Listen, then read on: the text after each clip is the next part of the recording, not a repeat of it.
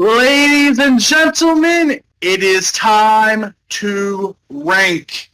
As always, everyone, I am your host of the ESPN Valorant Power Ranking Show, Tyler Fee on Fire, Erzberger.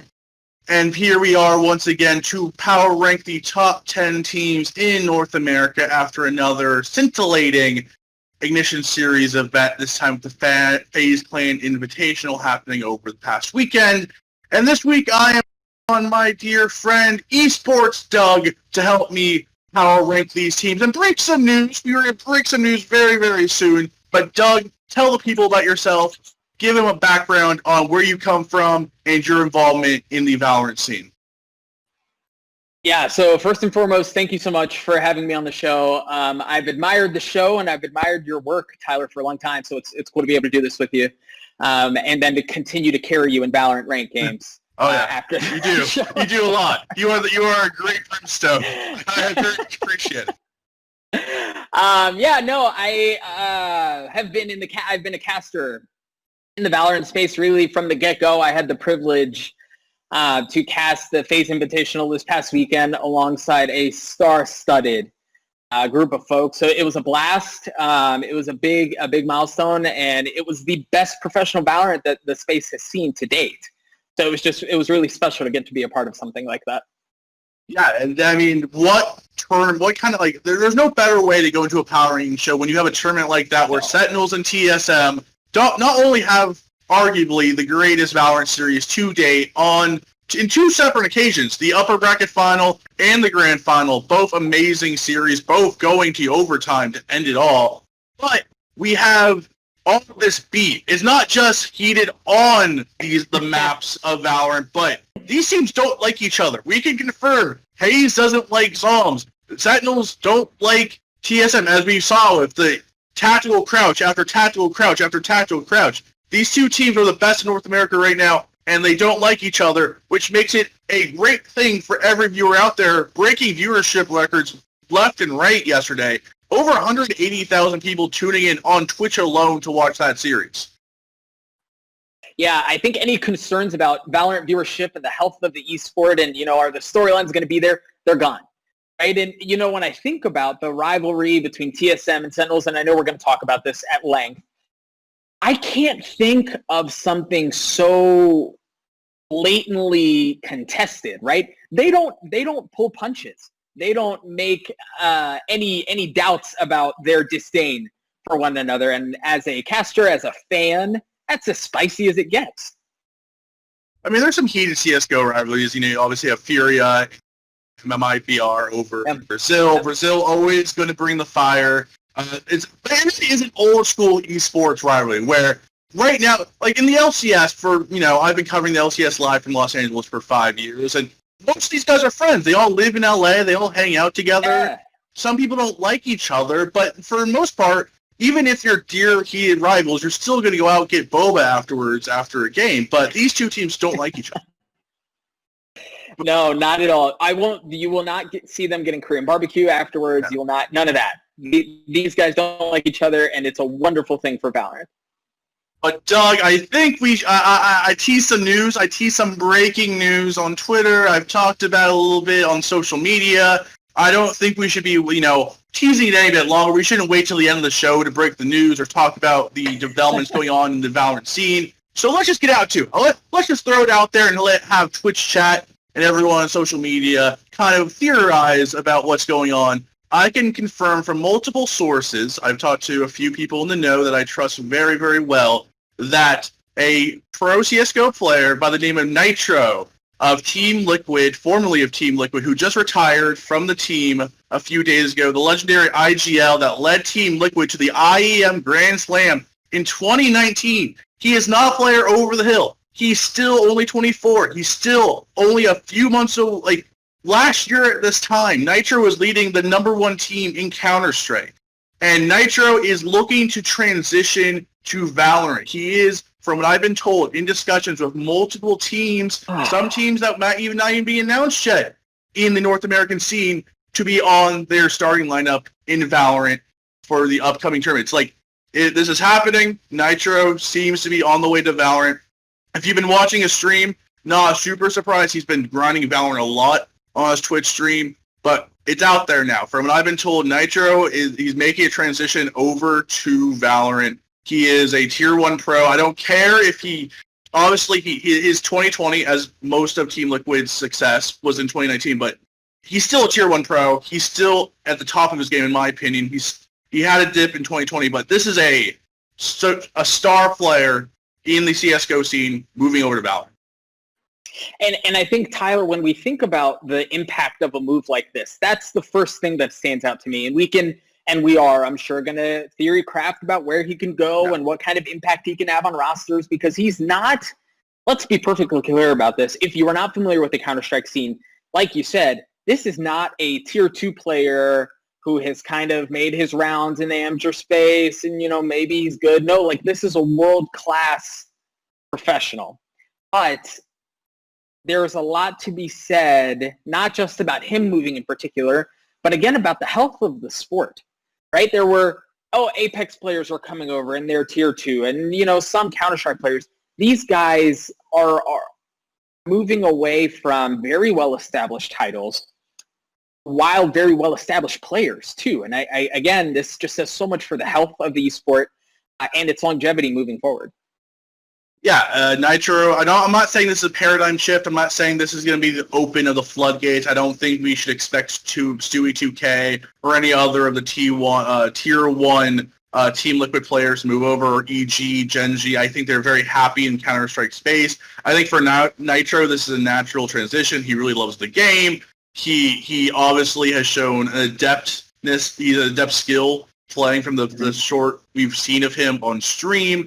But also a big thing for him is he's coming in and he can be an IGL. He can be an in-game leader for one of these teams. And right now in Valorant, I think one of the biggest problems with not just NA teams, but European teams as a whole, is there's not a lot of class or designated IGLs that are really blowing the top off everyone. Like, we've seen TSM. TSM had Hayes. They've switched to Sub Rosa. Shinobi on C9. We have T1, have AZK. We have it's a lot of people trying out the IGL role for the first time, or switching it up, or trying to find the right IGL role for the certain players. But for Nitro, he's coming in, he's going to be leading a team in Valorant, and that's one of the reasons why so many teams are interested in him right now, because he comes on a team and he can be that big voice in a lineup, and there's a lot of skilled fraggers out there in the Valorant scene, especially in North America, but a lot of these teams need some discipline, and I think that Nitro can come in and bring some discipline to some of these teams. We're talking about championship pedigree, right? He IGL'd for Team Liquid during their peak. It was, and Twitch chat, keep me honest here, but I want to say it was 6 S-tier events in a row that Team Liquid got first place in last year, that he was IGLing for all of it. Like, like you said, this is not a guy who has never done this before, or even who has shown some inclination to be good at it. But let's kind of wait and see. This guy has the possibility to come into a roster and have drastic impact from day one. And there are and I do want to get to this, Tyler. I want to talk about where this guy's going to go. I mean, there's quite a few teams. I mean, C9 only has 4 members. They only have 4 signed members. The one drawback, I know a lot of people are going to be like, C9 Nitro, C9 Nitro, Nitro and Tens. That is a team that could win championships after championships. Finally, if you take the mechanical skill of Tens and pair it with the brain of Nitro and the leadership of Nitro and the fragging ability of Nitro, that is a star-studded dude that can win championships and not just get second-place finishes. But we have to remind ourselves they have signed Shinobi, their IGL, to a official contract. So their IGL for C9 seems to be taken care of. But C9 could be a team. I know there's going to be a lot of talking about 100 Thieves. There's going to be a lot of 100 Thieves talk on this podcast. Maybe not because they're in any of our top 10s, but because they're not in our top 10s. 100 Thieves has only won 4 official matches, 2 of them against Team Ninja. So they've not had the results you would expect from a team that has been practicing together now for over a month. Obviously, Hiko, one of the biggest names in the Valorant scene. A lot of people are going to be like, oh, Hiko and Nitro, the Team Liquid connection, get Hiko as much help as possible. I know all the Hiko fans are going to be like, oh, get Nitro, get Nitro, get Nitro. But there's a lot of teams that could use Nitro, because not only is he a good fragger, not only is he a top-tier player coming over from CSGO, But as I said, there's not a lot of these. We haven't really designated the best shot callers yet in the game. We're still trying to figure out. Even arguably one of the best two teams in North America, TSM, switched their IGL in the last 2 weeks from FaZe to Sub Rosa. So everyone's still trying to figure everything out. So I do think, though, Nitro coming will help a team, be it a new org or it's coming in, taking a place of someone else and leading a team. There's so many endless possibilities, but I'm excited to see what happens. It's going to be a really fun couple of weeks as we see who gets him, what's his first tournament going to be like. It's an exciting time for North American Valorant. And if there weren't enough storylines as it is, I mean, this is just fuel to the flame. This is as good as it gets. So obviously we will be talking more about this as the story develops. Some new orgs I've also teased are getting into Valorant. Those should be announced quite soon. A lot of stuff going on in North America. But let's go to the teams that are, the 5 stacks, who have been playing in these tournaments, who are already established in the scene. Our top 10 lists. Let's start with my number 5, Doug. My number 5, this is a top 5. This was a difficult top 5 trying to navigate where to play. I know the top 2 were very easy for me. Top 2, Sentinels, TSM. I don't think anyone in the world would disagree. Those are the top 2 teams in North America. But the bottom of the list, a bit more difficult. For me, number 5, I have Gen.G. And each time we do this show, I say the same things about Gen.G, and it really doesn't change. They're smart. They're never going to wow you with their mechanics. And though Gamond has his breakout performances, I do think he's one of the better entry players in North America. They're just a very smart, well-structured team. And it's just from their spacing to how they play around the map, how they play so coordinated together. You don't often see Gen.G look disorganized or desync.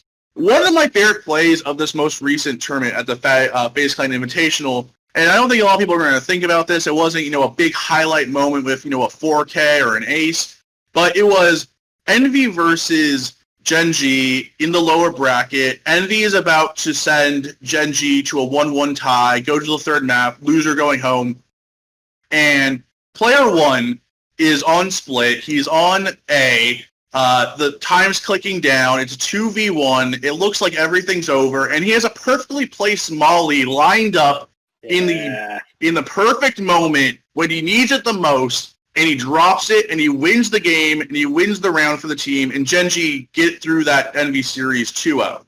And it's those small moments where Gen.G does that over and over and over again, where they always feel like they know what to do at the exact right time.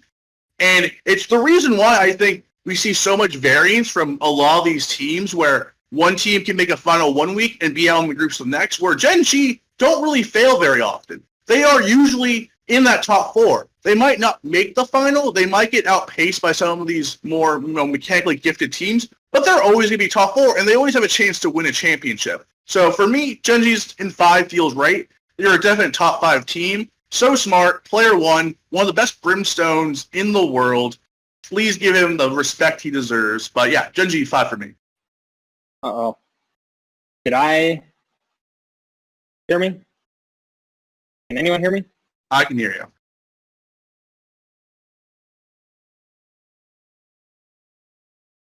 Uh-oh. You might have some technical difficulties on their hands.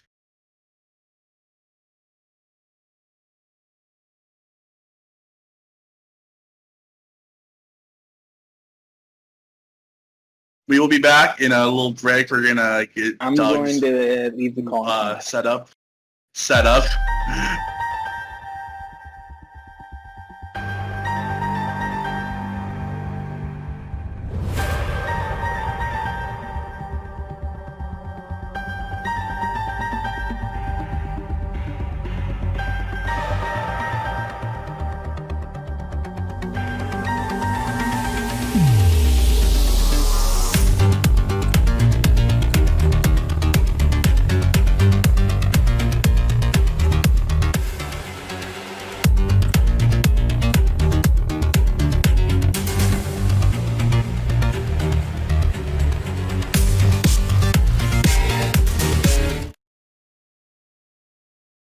And we are back. We have Doug's technical difficulties righted, and I gave my number 5, Gen.G. What do you say, Doug? Yeah, so I had a hard time with this one as well, but I put Gen.G at number 5 as well, Yep. and I think you hit on a couple of the points that, in my opinion, put them in that role. Is they are just fundamentally sound, right?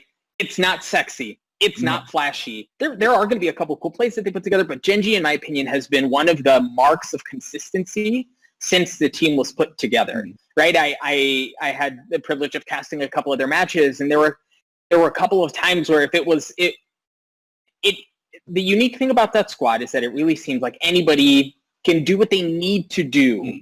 And I don't mean role specifically. I mean, if it falls on Guimond to be the one to make a huge play to force overtime and force off elimination when you're in a 1v2 on Ascent, he'll do it, right? And it really can be anybody on the lineup who can pull something off like that. So Gen.G at strong number 5. I do think they're missing something, right? Like Gen.G has the pieces there. The coaching staff is incredible. The infrastructure that they have is great. They have the pieces there to consistently be a top 5 team. Do I think that the ingredients there make them a world-class Valorant team, like a top 3? No. I think they're lacking something before we get there. That's a difficult question because I can see your side of things, right? Where it's this perennial top 4 team, often making the semifinals but not winning the big tournament. They haven't won a Nation Series tournament yet. But when I look at their roster, I feel like they are solid 8 out of 10, 9 out of 10 players almost every role. Win doesn't get talked about when we talk about the jet operators in North America. We talk about Wardell. We talk about Tens. We talk about Mumman. We even talk about Dicey nowadays on Immortals. But we don't really talk about Win. But he's as solid as they come when it comes to statistics, when it comes to, getting those necessary kills when needed. He can win peak battles versus other operators. He's a very good player. Same thing with Gamon. One of the best entry players. I talked about player 1. One of the best Brimstone players in the entire world. One of the best smoking players. One of the best leaders in the entire world. And it's difficult to say, like, yes, it does feel like they might be missing that edge. I think there's that edge, right, where you want a player or two to kind of take over games when needed, that ace-like player. I think there's potential for Gamond and Win to be that type of player. But when you look at teams like Sentinels and TSM, where you have a Wardell or Sinatra or Shazam that can just take over a game instantly, like Sinatra in that Hectic Haven series versus Sentinels, where he would just not let Sentinels lose. He was dragging his team through overtime, and that's the type of player you need to become the number 1 in the world, right? Exactly. So I do see that side of you where I do think Gen.G is missing something, but I don't know if it can't be fixed within those 5 players, where I do think those 5 players haven't reached their full ceiling yet. Mm-hmm. We will be moving on to number 4 now, and my number 4 team is kind of the opposite of Gen.G, where Gen.G, every tournament, I kind of expect what they're going to do. I know they're going to finish top 4. They're going to place very tight. They're very structured. They're going to space well. They're going to take their replant. That when they retake, it's going to be pretty crisp and clean. My number 14, Cloud9, I don't really know what's happening most of the time with them. Whereas a lot of times it's, hey, Tens, can you go out there and do something? And then Tens goes out there and does something and wins a round with the worst eco possible, with no economy, with no guns on their side, but they just win because he has ultimate up and he just kills 4 people. Cloud9 is such a conundrum to me, where they can beat TSM because Cloud9 possess Tens, and when Wardell can take these very cocky, sometimes overconfident peak battles versus teams and just destroy them because he's just that better than a lot of the operators in North America, Cloud9 can beat TSM because Tens can take those battles and not only 50-50 Wardell, but he can often beat Wardell in those over-aggressive peak battles with the operator. But for me with Cloud9, it's so frustrating. I was so excited during the FaZe series in the lower bracket because it looked like Relix was coming into the zone, where I was like, Relix is popping off. Tens is having an off day. He doesn't look like that, super carry that he's been in other tournaments earlier on in the tournament. And Relix was really the player that dragged them through that series. If Relix doesn't play as well as he did, C9's out versus FaZe, a team that was making their debut as a 5-stat. But then the next day comes along, and I'm so excited. I'm like, Relix is playing well. Shinobi's getting frags. ooh, Vice is playing good. Ooh, Battle Stage Mitch, this team looks like it's going to make another finals run. And then it just doesn't. And they get knocked out of the tournament. Immortals, it's this team is frustrating because Tens, we can all agree, is one of the best players in the world. Mechanical wise, he's a god. He's a magician. He steals rounds like no other player in Valorant. He's the only player that I would bet on with he has Tigers and the rest of the teams have rifles. It's a 1v3 situation. I'm going to bet on Tens. He's that damn good. But for the rest of the team, it's so inconsistent where when Reckless had the best series of his career on C9 versus FaZe, he followed it up with a lackluster performance. And that's and that's why I can't put C9 in my top 3 or my top 2 is because for every great tournament they have, it still feels like Tens has to be that super carry throughout. And when he has an off day, there's a very likely chance the team can't go through some of these better teams. Huh. Okay, I was looking forward to the moment that our lists would disagree. And we have arrived much earlier than I expected us to. I have Immortals at number 4. Okay. So when Immortals first came on the scene, everyone's general response was, Immortals signed who? Right? Like, they didn't know who the guys were, and there were a lot of question marks about whether or not they'd be able to perform. And in scrims, there were a lot of other top teams who were saying that they were wild cards, right? They didn't know how they would play. They didn't know how to prepare. They were even called cheesy in some regards in the comps they ran and how they played them. But Immortals, as fun as they've been a top 5 team, and they've been slightly better enough to, in my opinion, put them above Gen.G. But it's been nothing but that, right? It's been good. It hasn't been great. And you think about 5th, 6th at Pulse, 5th through 8th at PAX, 4th at 30 Bomb, right? Like, good, not great. And there are conversations to be had around whether or not the Bjor move is the right one. They've removed Bjor and they put in Dices, and all of a sudden, they're not running Sage comps at all. It's not that they'll only run a Sage comp on Ascent. They're not running them anywhere.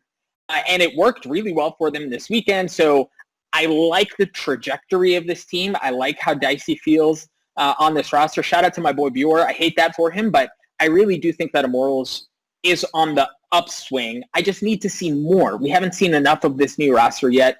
We still don't know just how good a Sageless comp can actually be. And now that Killjoy is being introduced, how will that have an impact on things? So I like Immortals. I like them at 4 because they've been good. They've been consistently good, but they haven't been great. They haven't been top 3 yet, in my opinion, other than, of course, FaZe, where they came in 3rd, oddly enough. Yeah, this segues beautifully into my number 3 because I have Immortals as my 3rd best team right now in North America. And I wrote about them today in my takeaways article from the FaZe Invitational where I said, they are a problem. They are going to be a future problem for the rest of these North American teams.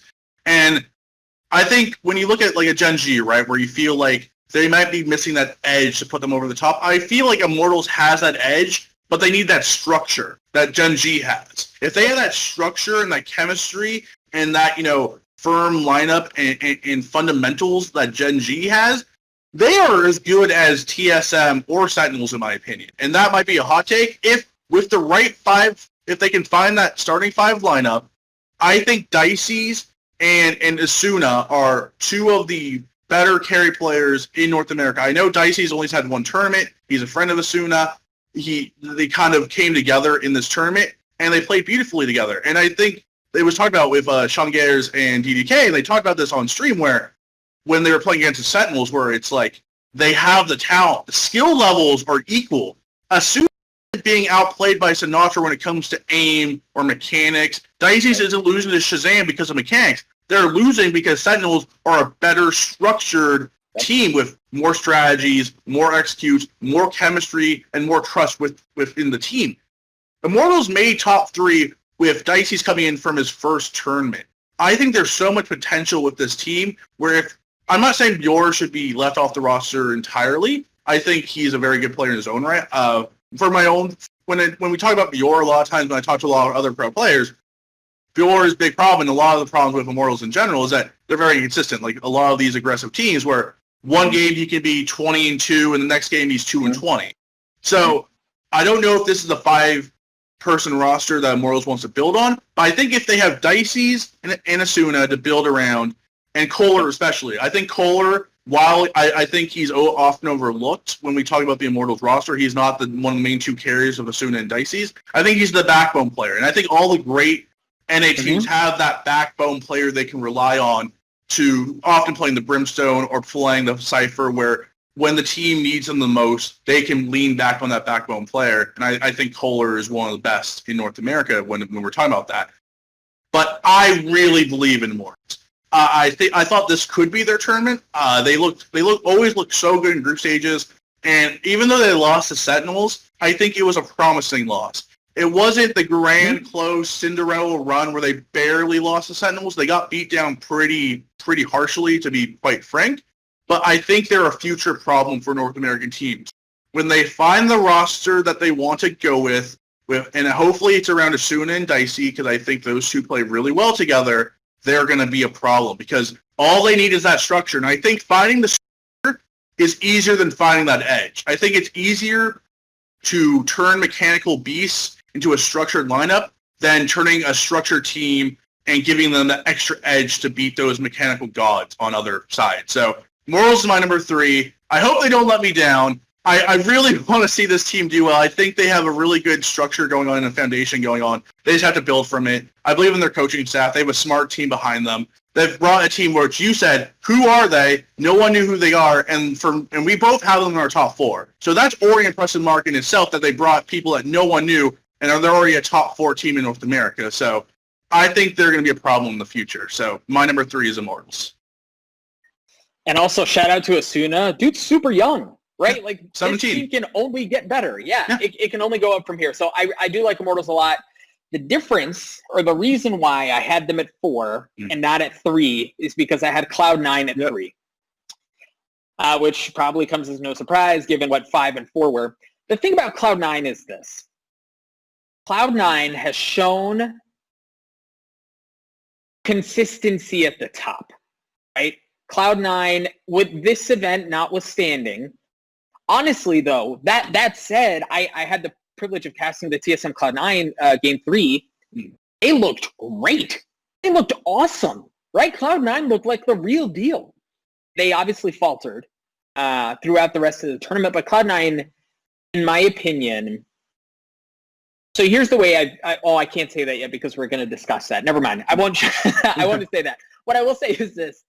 Cloud9 has shown consistency at the top. Second at PAX, second at the Pulse Invitational, and again, 5th, 6th here at the FaZe one, but Ken's is electric, right? There are people who have conversations around him being the best mechanical player in North America and arguably in the world. Definitely.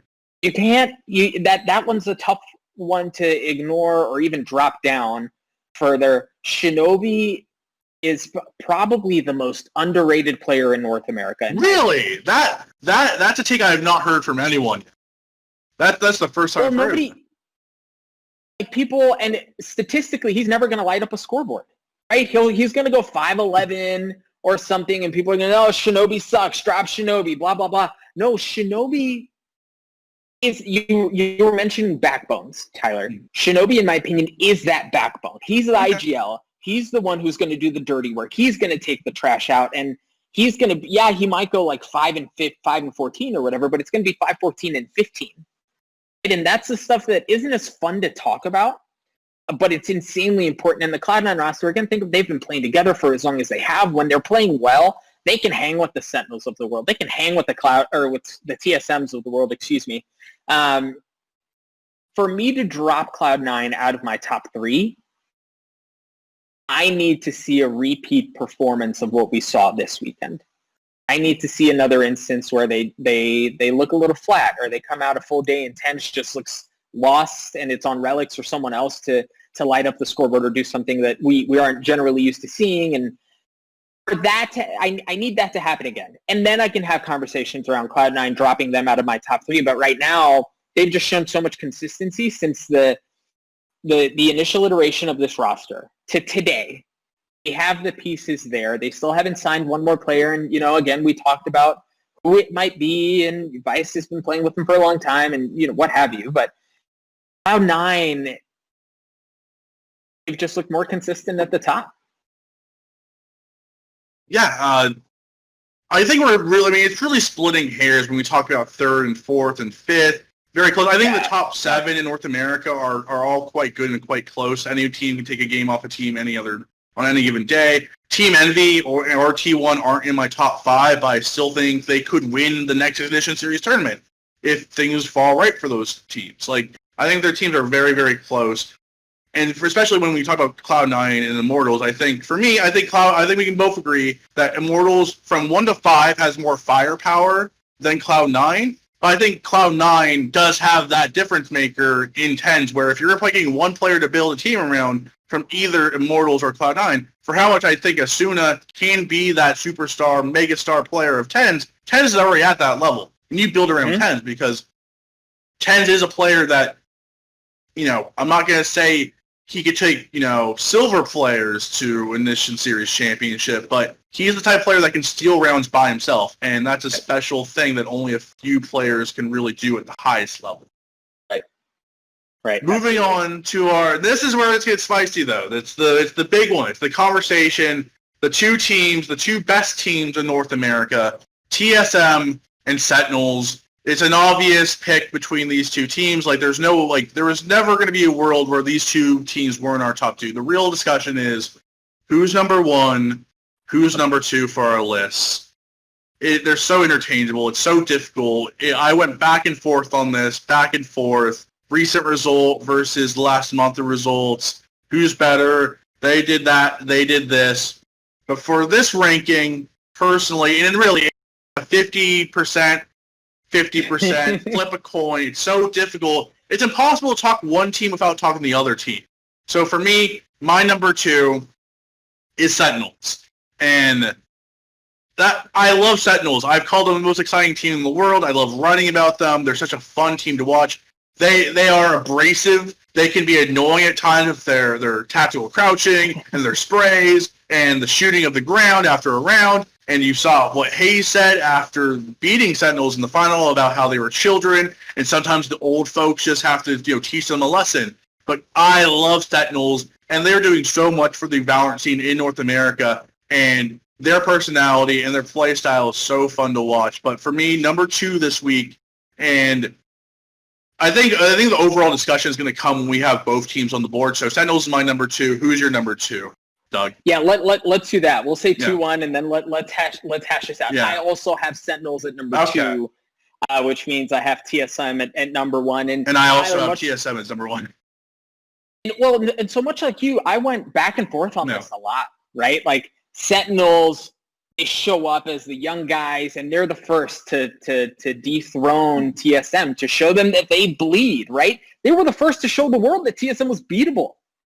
So it was really hard for me to put them, to kind of drop them at 2, but in my opinion, the fear that people had, TSM, and I'm going to say this, and I know I'm going to offend a fan base, and I almost feel funny saying this because I've been called a bias caster a lot.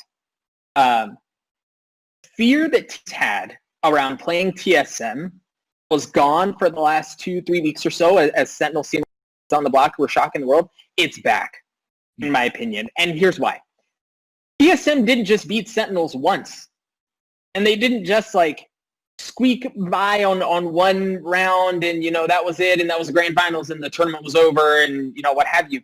TSM got the best of Sentinels on multiple occasions this tournament. Now, let me say this. In my opinion, it's TSM, Sentinels. There's a whole lot of space, in my opinion, between 2 and 3. So those two squads are so insanely well matched up. I do think TSM is better today, but those two are head and shoulders above, well, maybe just head. They're head above the rest. Sentinels, much like you, I feel like they're probably the most exciting team in Valorant to watch right now because you never know what they're going to do. You never know how they're going to play it. And they have said that specifically about Sinatra in the past. People don't know how to prepare against him. He's been electric. He's been exciting. That entire team has, and it's easy to it's easy to root for those guys because they have this new kids on the block swagger to them, and they don't care about who it is that they're playing against. They're here to show that they're here to stay. The other thing about Sentinels that I think people often forget about is, Tyler, you remember the first time we saw this squad? Yes, they were bad. Sentinel squad? Very they bad. Looked real bad. Yeah. So when you think about their growth and their trajectory since that roster was established up until today, I think you'd be lying to yourself, and everyone would be lying to themselves if they didn't think that Sentinels was the most improved roster to this point. So I don't want to take anything away from Sentinels, because I do think this conversation, which in my opinion will be an ever-changing one every month, every tournament, Sentinels are the real deal. They may not be better than TSM today, but that very well may change next week.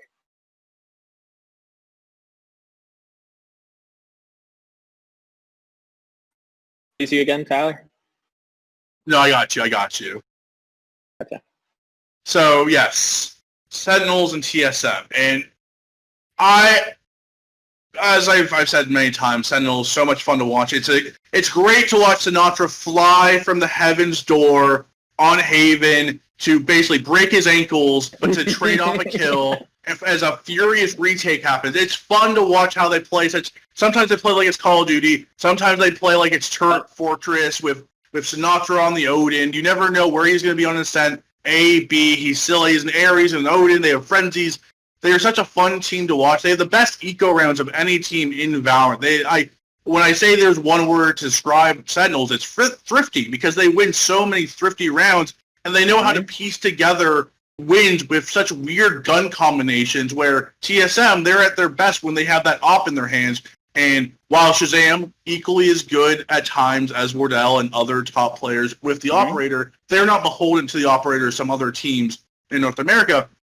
But the one thing that I think this can be a long discussion far past this podcast and the show is on Bind, on map 5, Sentinels changed it up. They played Sinatra on Raze as they did throughout most of the tournament instead of his Phoenix. And I love his Phoenix on Bind because he's so unpredictable with that agent on Bind, with the teleportations, with the ultimate. You can do so many things that just push the pace of a round. And I thought that was one of the main reasons why they were so good in our previous tournament, is because he was so electrifying on that Phoenix, but he put him on Raze. He didn't do that great on Raze. We've seen some deficiencies with Sinatra on that agent, where some games he'll pop off, he'll have an amazing showstopper kill, he'll blast off with how, aggressive and just overpouring of the damage that Raze has, as a Raze main myself. But I think on that map, I know she gives so much control for Boombah and everything, but I really wish they had played Phoenix on the map. I really love Sinatra on Phoenix, especially on Bind, and they switched that up. And even though Sub-Rosa didn't have the best, map game on Phoenix in that series, only getting 16 kills, 18 deaths, he came out alive in the later rounds. And that ultimate is so key. That ultimate and the kind of hoarding of those orbs on the offensive, when that offensive team can get that Phoenix ultimate up every other round, it really is oppressing versus the other team. So I want to give a lot of kudos to TSM. They changed it up, not only changing their IGL of Hayes to Sub-Rosa, but bringing Drone, who I've said many times before is the best Phoenix player in the world, taking him off of his signature agent, who he played on every single map, putting him on Sova and other agents, and putting Sub-Rosa on that entry role on the Phoenix. And it felt very foolish. I was like, why would you take the best Phoenix in the world off his signature agent, put him on Sova, and now he's going to be the IGL as also while playing Phoenix? It felt so, it felt weird. It felt awkward because you're so used to seeing Drone with that Phoenix tag. He is the Phoenix of when I think of Phoenix, I think of Drone. But it worked out.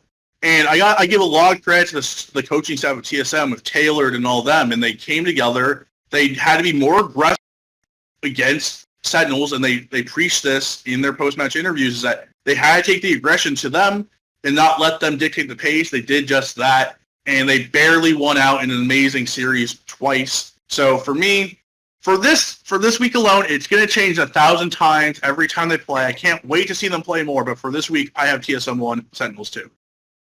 And there's one thing I want to call out about TSM that I think honestly may have been some of the reasons why there were conversations about them at maybe number 2 or having been dethroned for a month, however you want to spin it. One of the unique things about TSM is that they're willing to innovate. They're willing to try different things. They were the first to go stageless. They went double op early when nobody else was doing it. They were even this drone move that you were just talking about, that's doing something different. That's innovating. And naturally, when you are the first to innovate, not everything's going to work, right? Like, not everything's going to stick. But TSM continues to show that they are willing to do that. Sometimes it's going to work. Sometimes it's not. But TSM has made it a part of their identity early on in the longevity of this game and in the longevity of this roster is they want to try different things. They want to innovate. And in my opinion, that is the mentality that sets you up for consistent success, right? To be willing to and to be able to do that and not just do what everyone else is doing. So we have our top 5. Let's break down the rest of our top 10. For me, I had number 6, T1. Man, T1 out of top 5 seems so weird. It's both of us outside of the top 5. It feels weird for a team that a month ago, they were the main rival of TSM. It was TSM versus T1. That was supposed to be the rivalry that brought, North American VALORANT to the people. But Sentinels have just stolen that spot in T1, 6th place.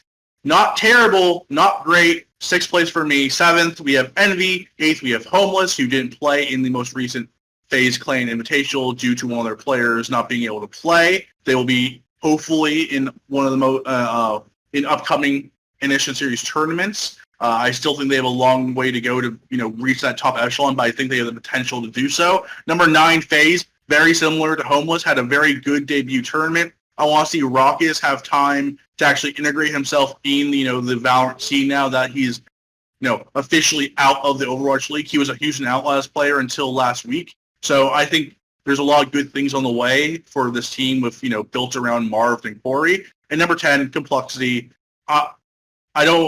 I think they had a decent tournament. I think they lost to Envy. They lost to Envy twice in 1-2 series.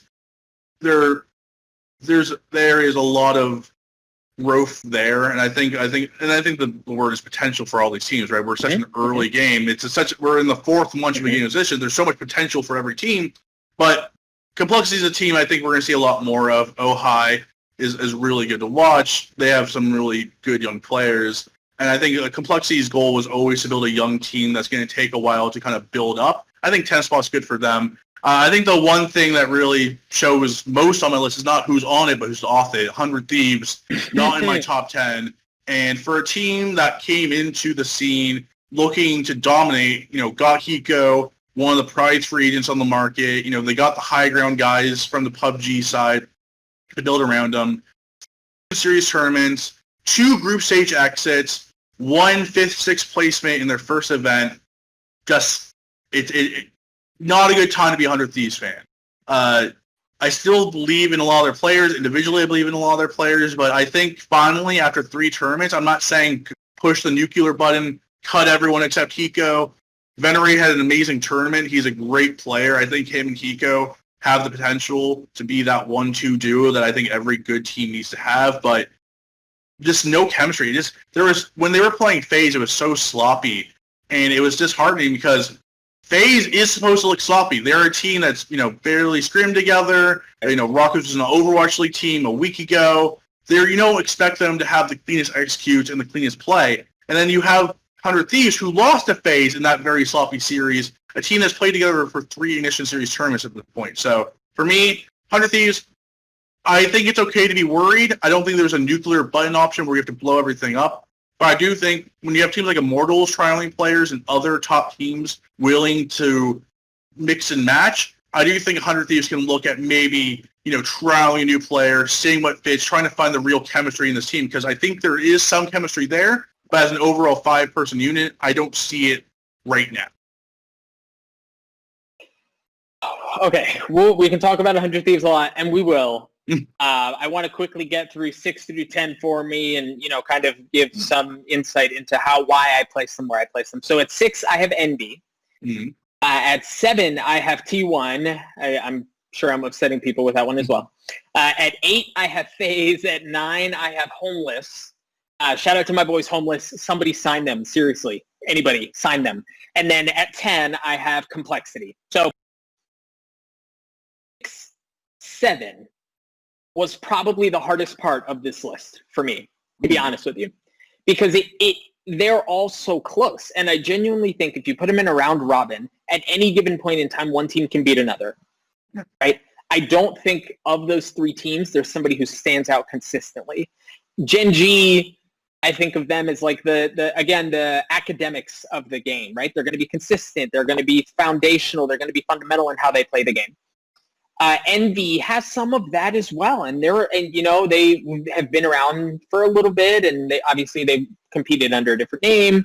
Together we're terrific, but they are a good squad as well. And then there's T1, who people expect more out of, right? Let's call it what it is. They just haven't had enough reps, right? 7th and 8th at FaZe, 5th through 8th at PAX. We can have conversations around whether or not teams should be playing in more tournaments, a la TSM, or only play in the most prestigious tournaments that Valorant has to offer, a la T1. And I'm not saying this is the reason why, but it is worth noting that we're having conversations about TSM in number 1 or 2, and I have T1 at 7, and I believe you had them at 6. So we can talk more about T1. FaZe was a ton of fun for me. Very seriously, fun. they were exciting to watch. They were a little scrappy, and people early on were saying, "Oh crap, FaZe is going to get knocked out in the first round of their tournament. That's embarrassing." Blah blah blah. No, those guys showed up and they proved that they can hang and that they can play. And again, these guys were on this roster just started scrimming, fully focused on a week ago. There was a player who was playing in an Overwatch team a week ago. So the upside to FaZe is insane, right? I wouldn't be shocked if we find ourselves talking about FaZe in a top 5 conversation here in the near future. For now, there's plenty of potential. It's just not there. The potential is there. It just needs to come together. They just need time. And this very well may be a Sentinels conversation. They're very Sentinels-like. Yeah, and if they improve at the same scale, and there's a lot to talk about. And as a FaZe fan, there's a lot to be excited about for that roster. Homeless, again, sign Homeless. We haven't seen a ton of reps from them, but the rep that we have seen, 4th place, is pretty dang good. And then Complexity, I have them in at number 10. There are pieces to that roster that I like a lot. You think of XP3 on there specifically. He's got a deep Counter-Strike background, so I like the roster. I need to see more out of them. Again, it's pretty early. But let's talk about, once again, the elephant in the room. And chat, guys watching from home, full disclosure, I didn't know Tyler's list before now. Tyler didn't know mine. I didn't know his. And we both left 100 Thieves off the list. They've only won 4 matches. You can't put a team who's been in 3 Ignition Series tournaments. They've won 4 matches, and 2 of those were against Ninja. That's not acceptable of a top 10 team. It's just not acceptable. It's a bad look. Yeah. And the frustrating thing is that they have opportunities to win these matches. Where I think about the first Ignition Series tournament, they should have been Immortals. They're 4-2 overtime. It was a 4-on-2, and they blow it, and they lose the game on a 4-on-2, and they just throw it all away. This time versus FaZe, where Hiko pops off with a 30-kill game. They look like they're about to tie the series, the scoreline in the map on Bind. They're going to win the series, knock FaZe out of their own tournament. And then Valiate goes on this super aggressive secret mission through showers as a Viper trying to flank. He gets caught, dies on the 1v1, and the round's over, and the 100 Thieves lose the series. And those little disconnects from these teams where it just feels like they're disorganized at the most important times where you want these teams to be coming together and have those clear calls. It feels like they're disorganized when it matters the most. So I don't think 100 Thieves are trash. I don't think they're terrible. They do take maps off a lot of these teams. They took a map off Homeless. They took a map off TSM. They took a map off FaZe. They take these little moral victories, and they can show that they can beat these teams in a one-map basis. But in a best of three, they just aren't able to rally together and get these important victories. And I just go back to the thing where I don't do the nuclear option. You don't have to, I don't like these people who say, oh, Hiko needs four players, Venerated can't play, your boy Dre is terrible, free Hiko, that's dumb. Hiko also didn't have the greatest tournament either. Every player on this roster is at fault for not making it out of groups. When you are a pro team in a world where there's only 12 or 13 pro teams in North America, and you are one of the first pro rosters and you can't make it out of groups, it's not on one player or two players. It's on the entire team, and you have to be better as a team. And I think it comes down to if they have to find the 5 players that make the best team, that might mean switching out a player or two.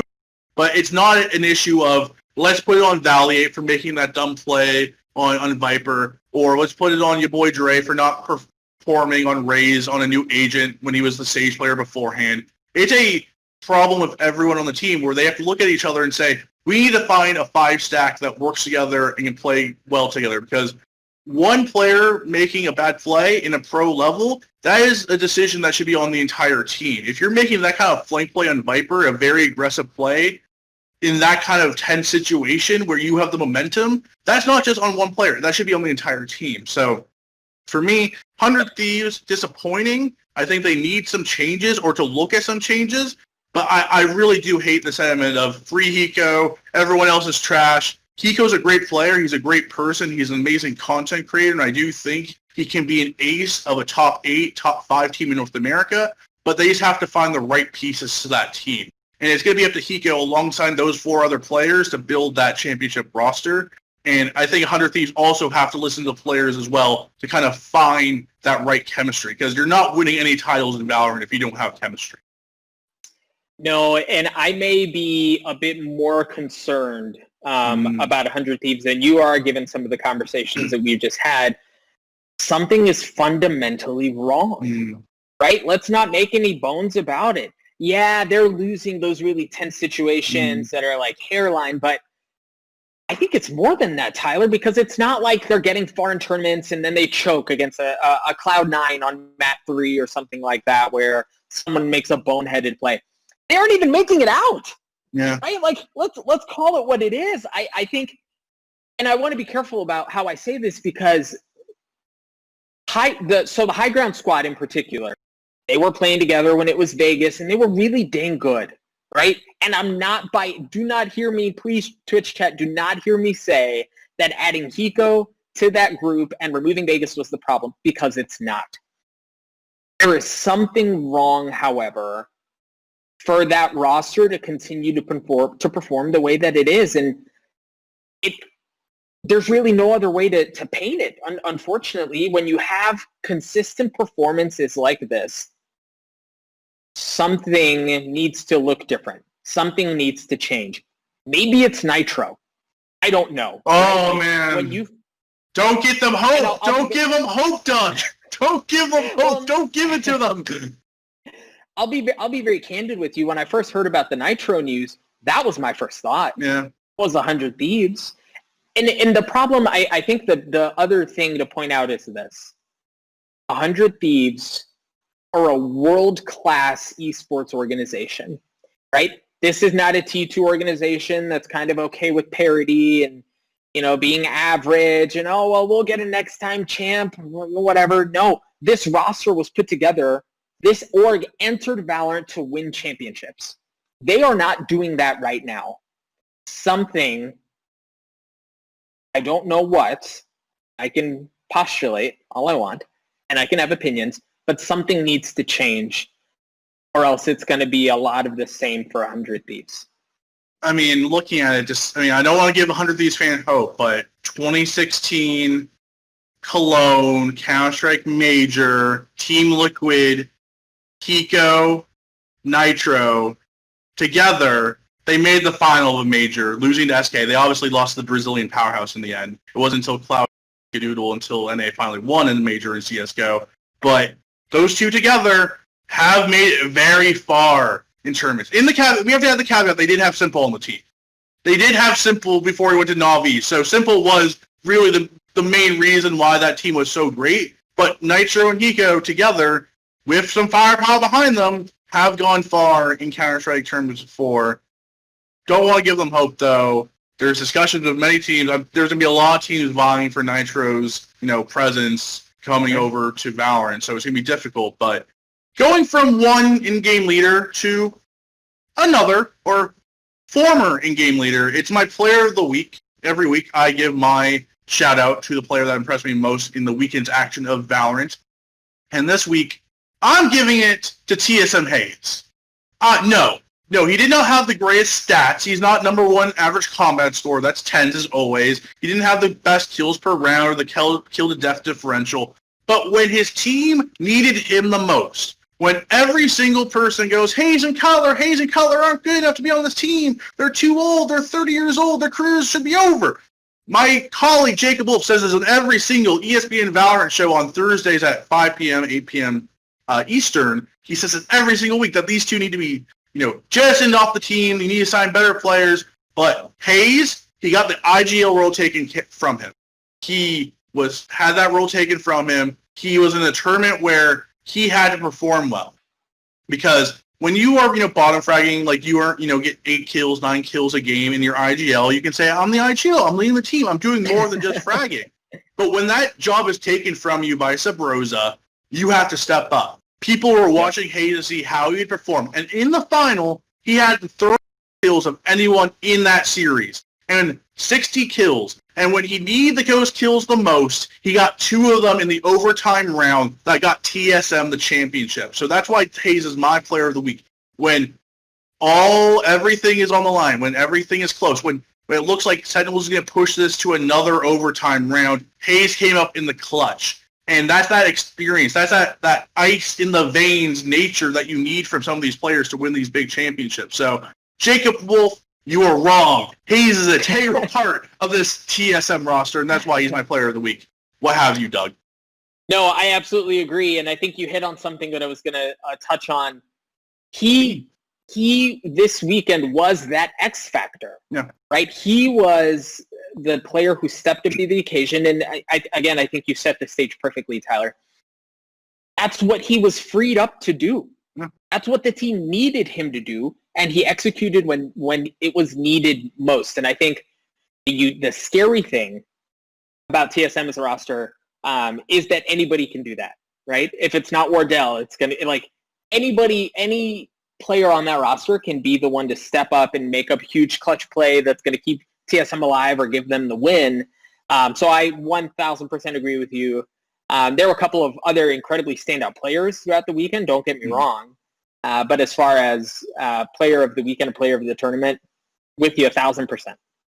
Yeah, Wardell, it's always going to be Wardell. He won the Nissan MVP. Asuna, Sinatra, Shazam. There's a long list of players. There's a long list of players. But for this week only, he got the IGL taken away. He was put in a spotlight position. He stepped up for me.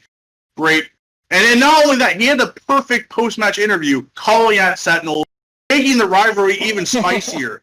Moses asked, is this beef real? Is it real, or is it just made up just to get viewers? And FaZe flat out says, nope, they're children, they're disrespectful, I had to teach them a lesson, I don't like Zombs. I do not like Zombs, his personality grates me, I don't like it. And you know what? The rivalry that these two, this beef that is brewing between the two is going to make even more people come for the next tournament. This tournament, we had 190,000 people tune in after having 100 for the last Initial Series tournament. We're going to get over 200,000 if TSM and Sentinels play in the final of the next Initial Series tournament. So for FaZe, not only did he clutch out the series in the end, but he has added some even more, he's adding more fire to this rivalry between these two teams. And I cannot wait until we see what happens next.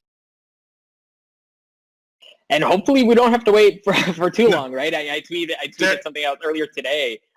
already having like sad withdrawals about not having professional Valorant to watch. I can confirm that there will be another Ignition Series tournament for North America in August. So it's not going to be too long, Doug. We will have another Ignition Series tournament sometime in August. Not going to say when, not going to say which organizer, but it's coming, and it's going to be very, very exciting to see which teams come out on top in the 4th Ignition Series tournament. Doug, the show has been great. We broke some news. Nitro looking to go to Valorant. TSM and Sentinels heating up their amazing rivalry that's bringing in more and more viewers every single day to the Valorant scene. But for the fans out there, where can they catch you? Where can they find you? And where can they find your thoughts on the Valorant scene and everything you do in your work? Yeah, I appreciate you. It's all going to be EsportsDoug. So my Twitter is what I use most. It's at EsportsDoug. And then I have a YouTube where I have a show. I bring in professional players and I interview them. So 3 just went up last week with Shinobi from Cloud9. Incredibly well-spoken dude. I also saw him in the chat for a little bit. I thought I saw him in there. So shout out to Shinobi. But that's where all of my content lives. And if you want more from me and us at the ESPN Esports crew when it comes to Valorant, check us out at our ESPN Valorant show every Thursday night at 5 p.m. Pacific, 8 p.m. Eastern. Also, our socials, ESPN Esports Twitter. Go on to that after the show is done, and you can vote. Whose power rankings were better, mine or Doug's? I won my last competition. I slayed Emily Rand in the European power rankings. Can I make it a back-to-back? You guys can vote on which power rankings you like better. And as always, chat, and the viewers out there in the Valorant power rankings world, sometimes people are going to rank you 50th, sometimes they'll rank you 12th. But in my heart, you will always be number 1, and I will check you back here next Monday.